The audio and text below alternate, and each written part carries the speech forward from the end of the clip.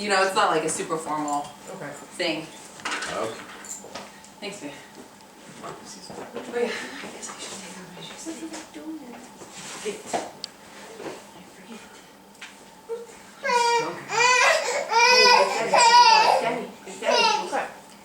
Right here. Lindsay, you stay here.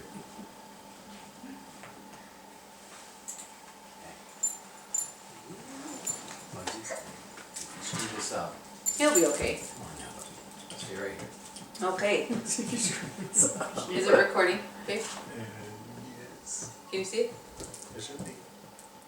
Hit the record button. Or the eject button. So I thought there would be like a red light or something.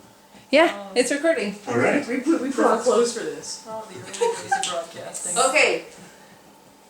Hi.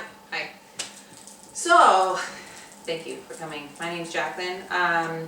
I am with the MSU Online Business Management Department, and I'm here today to share some details about a pretty important and oftentimes misunderstood topic.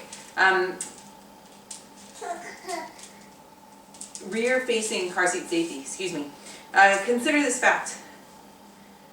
At a carseat.org journal, it stated children under 2 are 75% less likely to be killed or suffer severe injuries in a crash if they are riding rear-facing. Then it went on to say that rear-facing is as much as 5 times safer. These are startling facts, and I always had empathy for this kind of situation, but it never really connected with me until I had children of my own.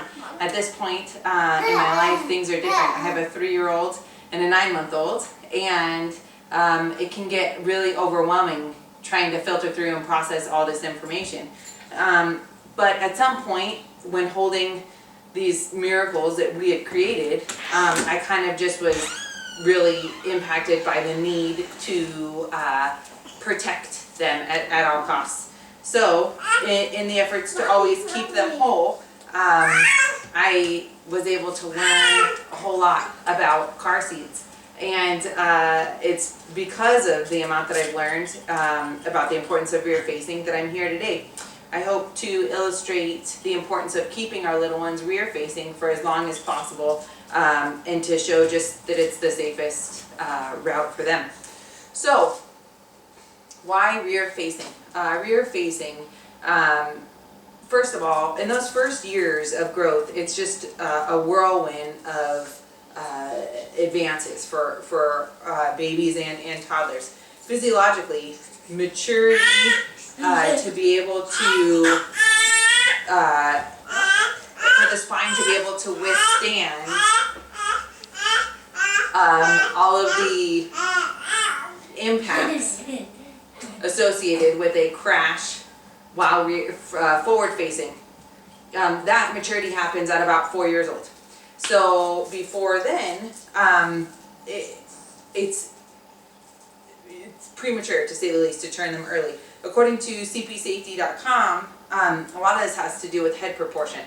So to put it into perspective, much before 4 years old, most children's head mass makes up about 25% of their entire body mass. Whereas for an adult who's fully matured and done growing, us adults our head mass is about 6%. So there's a lot of weight there.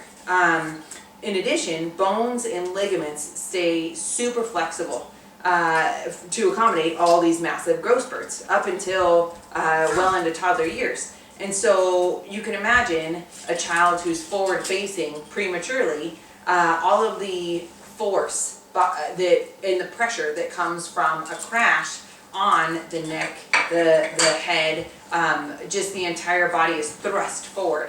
And that stretch is tenfold in comparison what it would be for an adult, and it very, very often leads to tremendous spinal cord damage, if not death.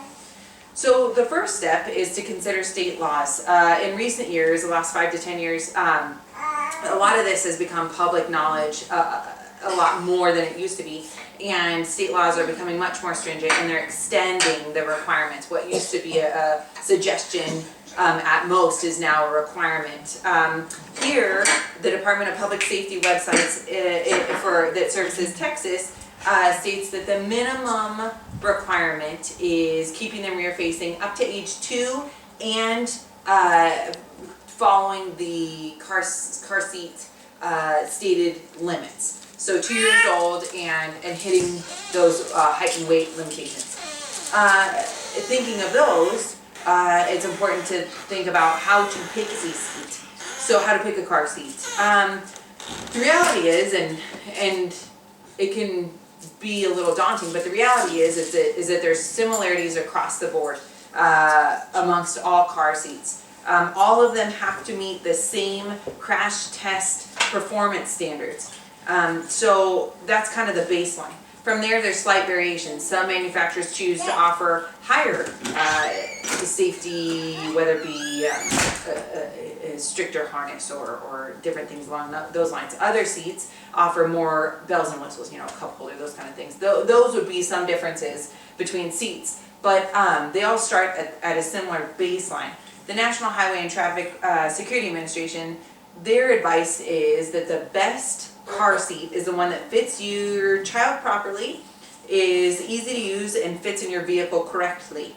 The reality is to keep your child rear facing the longest, just consider your family size. If you know that you have tall people in your family, if you have a child that was previously in the 80th percentile, for instance, for their entire younger years, it makes sense to take that time to do your research on what companies offer seats that have larger weight limits or height limits to be able to accommodate your child so that they can rear face longer. Another part that plays into this is misnomers.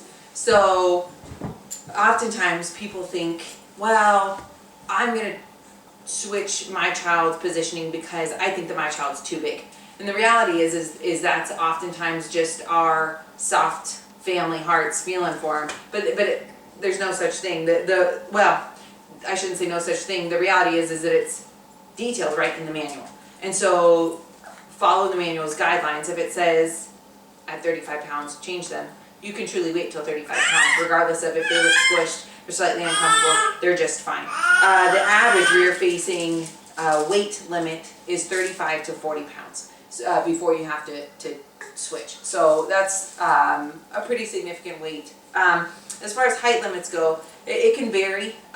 Some car seat manufacturers will say it's up to 1 inch is the rule. So what that means is 1 inch head clearance from the top of the seat down. Because they leave it a little vague like that because some children don't have proportionate torsos to their legs. And so if you have a 48-inch tall child, but something's not proportionate, it can be a little bit vague. So 1 inch for some, others clarify specifically, for instance, Chico usually always has a range right around 49 inches totally. So that gives you an idea. Another one of the misnomers is that, oh, I think my child's legs are too long because my child's legs are touching the back of the seat, or they seem cramped up, or maybe my child's legs are completely on the back of the seat. The fact of the matter is there are almost zero documented reports of accidents where a child was rear facing and they experienced any leg injury. That almost never happens. And quite honestly, if their torso and their head are completely protected, which is by far the priority, legs and hips can be repaired, but necks and heads can't. Internal stuff can't always. So that's kind of the thing to focus on. Another misnomer, and one of the more prominent ones that I know I've heard about in my personal life, is that, well, what's the difference? I can be rear-ended as easily as I can be in an accident hitting someone at the front of my car. So what's the difference, really? And the reality is it's not the same thing. First of all, the way that the physics work is it's just not the same thing. Secondarily, according to cpsafety.com, frontal and side impacts account for more than 96% of accidents. So frontal and side impact. Your child, if they're rear facing, their entire back and head are being completely protected by the shell, as over 90%, 96% of accidents would occur. So, I mean, the majority wins out for sure. To illustrate what we've been talking about, I'm going to put up a graphic here on this TV from Trig Traffic, and it kind of gives an exact illustration here. The volume is low because it's in a different language, but here you see a child who's forward facing, cruising along, dad's driving, parent, whoever, and an accident, their entire body stretches forward, whiplash, hits the back twice. And you can see it again, 50 kilometers per hour.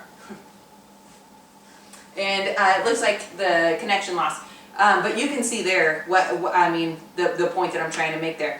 If you would have seen the second half of that, what you would have seen is, had the child been sitting rear facing, the entire pressure would have been even on their back and neck, gently pushed against their seat like that. There would have been no strain, no pull, no heavy head mass yanking on the spine, which is already malleable because of the fact that they're so young and it's flexible spine. So, I mean, you would have seen it, it would have been a comfortable push versus a yank on the child's spine. And that's truly, I mean, it's hard to argue when you see that kind of graphic. It's hard to argue that it's not the safest option to keep our littles rear facing as long as possible.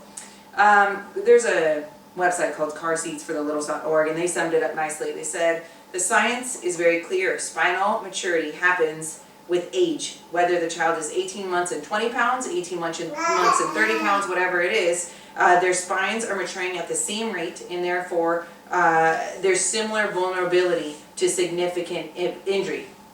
And what it comes down to is our babies are too important. We can't ignore the importance of rear facing for as long as possible. And so that's kind of why I detailed it for you guys today, so that you could please consider it. Thanks for listening.